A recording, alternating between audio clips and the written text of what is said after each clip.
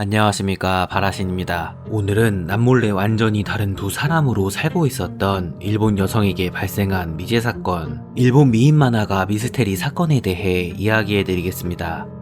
2000년 9월 29일 오후 1시경 일본 도쿄 고토구 카메이도의 한 아파트 604호에 인구조사원이 방문합니다. 아파트 604호는 당시 28세의 여성 요시다 요코라는 만화가의 집이었습니다. 인구조사원은 이날 몇 번이나 요코의 집을 방문하여 초인종을 누르고 문을 두드려 보았지만 아무런 반응이 없었고 집안에선 인기척을 전혀 느끼지 못하였습니다. 이때 인구조사원은 604호의 환풍기에서 이상한 냄새가 나는 것을 알게 됩니다. 이 냄새는 일반 가정집에서 나는 평범한 악취가 아니었습니다. 환풍기가 돌아갈 때마다 환풍기를 타고 올라오는 악취는 상상을 초월할 만큼 심각한 냄새를 뿜어냈습니다. 무엇인가 불길한 예감을 느낀 인구조사원은 관리인에게 즉시 이 사실을 알립니다. 즉시 아파트 관리인이 604호로 달려왔고 그도 역시 초인종을 누르고 문을 두드려 보았지만 여전히 집안에선 아무런 반응이 없었습니다. 결국 아파트 관리인은 억지로라도 문을 열고 들어가기 위해 604호의 현관문을 있는 힘껏 잡아당깁니다. 하지만 놀랍게도 604호의 현관문은 생각보다 쉽게 열렸습니다. 604호의 현관문이 잠겨있지 않은 상태였던 것이었습니다. 아파트 관리인은 놀란 마음을 진정시키고 천천히 문을 열고 604호로 들어갑니다. 604호를 수색하던 아파트 관리인은 갑자기 소리를 치며 그 자리에 주저앉았습니다. 그는 그곳에서 차마 눈뜨고 볼 수 없는 장면을 목격한 것이었습니다.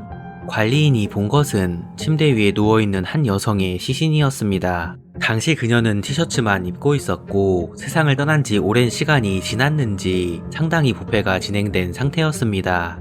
관리인은 즉시 경찰에 신고하였고 경찰은 수사본부를 설치하고 곧바로 조사를 시작합니다. 당시 사건 현장에 출동한 경찰은 먼저 시신의 신원을 파악해야 했습니다. 하지만 세상을 떠난 지 10일 정도가 지난 것으로 보이는 그녀는 부패 정도가 심했기 때문에 육안으론 신원을 파악하기 힘들었습니다. 어쩔 수 없이 경찰은 치아를 확보하여 신원을 파악하기로 합니다.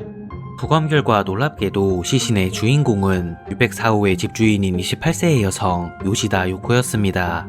당시 요시다 요코의 사인은 질식사로 보였으나 숨진 지 10일이나 지나 심한 악취가 날 정도로 부패가 심하게 진행되어 정확한 사인조차 특정할 수 없는 상태였습니다. 시신의 얼굴은 이불로 덮여 있었고 약간의 다툼의 흔적을 발견했으나 특별히 큰 상처를 발견하진 못하였습니다. 사건 현장을 수색한 경찰은 실내에서 9월 18일자 편의점 영수증을 발견하였고 집 내부가 특별히 어질러져 있지 않았음을 알게 됩니다. 그리고 집안에서 현금 300만엔이 발견되었는데 이상하게도 도난당하지 않고 그대로 집안에 보관되어 있었습니다. 당시 604호의 현관 메인 열쇠가 집안에 걸려있지 않았고 이상하게도 여분의 열쇠가 당시 아파트 복도에 떨어져 있었습니다. 모든 것을 종합해본 결과 경찰은 요시다 요코가 9월 19일경에 세상을 떠났다고 추정합니다. 집안에 돈과 지갑 등 금품이 도난당한 흔적이 없었기 때문에 경찰은 이번 사건을 면식범에 의한 소행으로 확신합니다. 범인은 피해자를 잘 알고 있는 사람이고 피해자가 여분의 집 열쇠를 맡길 만큼 친한 사이일 것이라는 추측이었습니다. 결국 경찰은 요시다 요코의 지인들을 하나하나 불러 조사를 진행하였으나 사건 해결에 필요한 결정적인 단서는 얻지 못하였습니다. 사건의 주인공 요시다 요코는 스기자키 쿠오르라는 이름으로 불리는 동인지 만화가였습니다. 그녀는 중학교 때 동인지 만화에 흥미를 느끼게 되었고 고등학교 시절에는 직접 만화를 그리면서 작품 활동을 하였습니다. 고등학교를 졸업한 이후 부모님과 독립하여 동인지 만화가로서 본격적으로 활동하기 시작합니다. 독립한 이후 요시다 요코는 자신의 아파트에서 주로 미소녀를 주제로 한 동인지 만화를 그리고 있었습니다. 당시 요코는 이쪽 세계에서 잘나가는 작가 중 한 명이었고 만화뿐만 아니라 아름다운 외모로도 인기가 많았던 그녀에게 열광하는 열렬한 팬도 많았습니다. 그 당시 요코는 팬들과의 소통을 위해 만화책 안에 자신의 주소를 적어 두었다고 합니다. 잘나가는 만화가 요코는 20살에 이미 연수입이 1000만엔, 우리 돈으로 1억 이상의 수입을 올리고 있었고 수년간 그녀의 인기는 식을 줄 몰랐습니다. 독립해서도 한 달에 한 번은 매번 부모님의 집에 찾아갔고 10여 년간 따로 살다가 조만간 부모님의 집으로 들어가 함께 살 예정이었습니다. 하지만 누구보다도 어린 나이에 성공한 만화가이자 효녀이기도 한 요코에게 충격적인 비밀이 있었습니다. 그녀가 어떤 이유에서인지 술집에서 일하고 있었다는 사실이 밝혀진 것이었습니다. 이후 요코의 본 직업은 술집 여자이며 만화가는 부업이라는 이상한 소문까지 돌게 됩니다. 당시 그녀가 일하는 술집은 인기 배우와 스포츠 선수들이 회원제로 이용하던 비밀 클럽이었습니다. 후에 경찰은 이 클럽에서 일했던 여성들과 손님이었던 연예인 그리고 스포츠 선수들까지도 조사했다고 합니다. 경찰은 두 얼굴의 여성 요시다 요코에 대한 철저한 수사를 진행했지만 어떠한 증거도 발견하지 못하였고 사건은 미공속으로 빠지게 됩니다. 사건이 발생한 지 4년 후인 2004년 아사히 TV의 기적의 문 TV의 힘이라는 프로그램에서 요시다 요코의 사건을 다루면서 이 사건은 다시 세상의 주목을 받게 됩니다.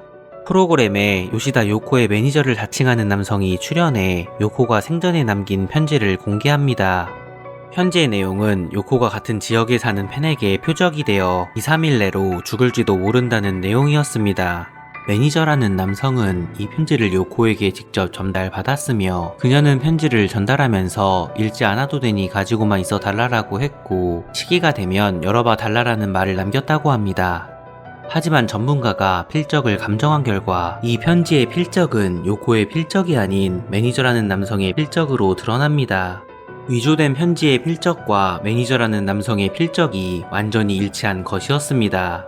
결국 매니저라는 남성은 편지를 위조한 것을 인정하였고 위조한 이유가 당시 인기 만화가로 성공하는 요코를 질투했기 때문이라는 어처구니 없는 변명을 하였습니다. 조사 결과 매니저라는 남성의 정체는 인기 만화가였던 요코의 동창이었다고 합니다. 이후 기적의 문 TV의 힘에서 꿈꾸는 수사관으로 유명한 크리스 로빈슨을 찾아 자문을 구하게 됩니다. 꿈꾸는 수사관 크리스 로빈슨은 지구상에서 발생한 각종 사건과 사고를 정확하게 예언한 인물로 미국 CIA와 영국 정보기관과도 협력하는 세계적인 대예언가로 유명한 인물이었습니다. 크리스 로빈슨은 방송에서 범인이 남아시아계의 그늘진 얼굴로 나이는 25세에서 35세 사이이며 신장은 165cm 정도라는 말을 합니다. 이어서 크리스 로빈슨은 범인이 범행 후 역으로 가 파란색 기차를 타고 종점에서 하차했다고 이야기합니다. 그 종점이 범인이 사는 도시이고 범인은 범행 이후 도망가면서 다리를 다쳐 병원에서 치료를 받고 있다는 것이었습니다. 놀랍게도 이 방송이 나간 이후 범인을 알고 있다는 사람이 나타납니다. 그 사람의 제보로 용의자의 거주지가 도부 카메이도선의 종점 주변이라는 것이 드러납니다. 용의자의 당시 나이는 25세였고 그의 얼굴도 크리스 로빈슨이 말한 범인의 몽타주와 비슷했다고 합니다. 용의자는 당시 부상으로 병원에 입원하여 이를 쉬고 있었는데 그가 이를 쉬고 있는 시기가 요시다 요코 사건이 발생한 시기와 일치했다는 것이었습니다. 그리고 당시 용의자는 요코가 일하고 있던 술집의 단골이었는데 그가 다니던 술집은 시부야에 있는 술집이었고 실제로 요코가 일하는 곳도 시부야에 있는 술집이었다고 합니다. 그 당시 용의자는 요코에게 푹 빠져 빚을 지면서까지 그녀에게 귀금속 등을 바치고 있었지만 그녀가 자신의 마음을 몰라주자 결국 전화로 폭언을 했다고 합니다. 이상하게도 이후 용의자는 사건이 발생한 2000년 9월 29일 이후인 2001년 1월부터 갑자기 행방불명이 되었다고 합니다. 하지만 이러한 증언이나 초능력 등 다양한 조사에도 불구하고 어떤 것도 사건 해결에 도움이 되지 않았고 결정적인 증거는 나오지 않았습니다. 결국 부모님의 품으로 돌아오기 전에 억울하게 세상을 떠난 요시다 요코 사건의 진실은 영원히 미스테리로 남게 됩니다. 영상을 재밌게 보셨다면 구독과 좋아요 부탁드리겠습니다. 감사합니다.